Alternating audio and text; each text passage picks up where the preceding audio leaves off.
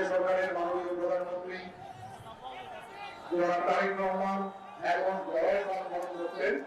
দুর্যোগ ব্যবস্থাপনা মন্ত্রণালয়ের সহযোগিতায় এবং জেলা প্রশাসনের বাস্তবায়নে লড়াই কর্মসূচি গৃহীত হয়েছে।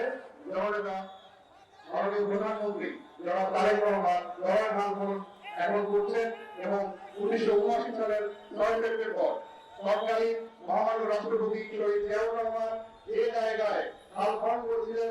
তার সুযোগ্য পুত্র বর্তমান বাংলাদেশের মাননীয় প্রধানমন্ত্রী জনাব তারেক রহমান একই জায়গায় সেই খাল পুনর্গঠন কর্মসূচি শুরু করছেন। ধন্যবাদ মাননীয় প্রধানমন্ত্রী।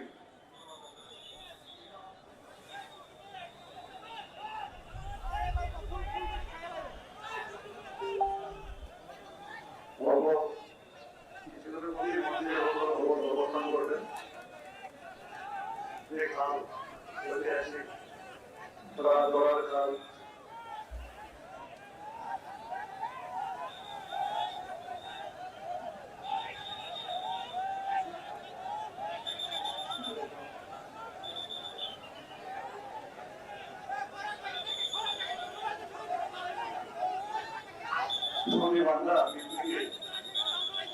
মৃত্যু পর্যন্ত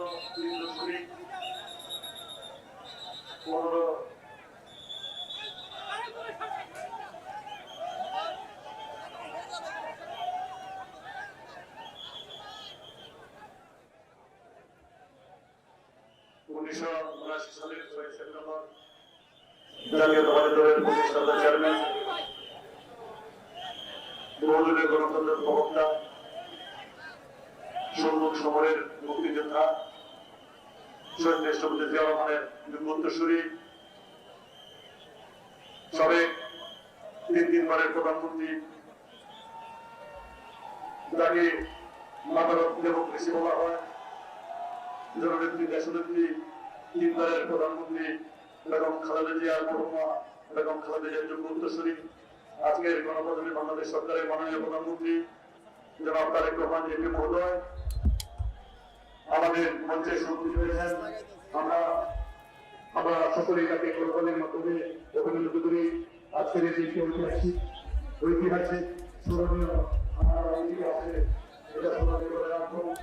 যেমন 1979 সালের পরে 2026 সালের 23শে মে আজকে আবার নতুন হচ্ছে। সেই দীর্ঘ বছর আমাদের সেই আমরা গর্বিত, আমরা উচ্ছ্বসিত।